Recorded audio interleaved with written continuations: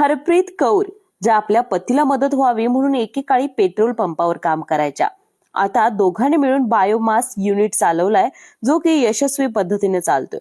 त्या सांगतात की या व्यवसायातून दरमहा सुमारे 3 लाख रुपये त्या कमवतात. हरप्रीत कौर या संगरूर जिल्ह्यातील त्या गावच्या रहिवासी असून त्यांनी स्वतः काहीतरी वेगळं करायचं ठरवलं. 10वीत असताना लग्न झालं. लग्नानंतर संसारात त्या अडकल्या, पण हातभार नवऱ्याला मिळावा म्हणून पेट्रोल पंपावर काम करू लागल्या.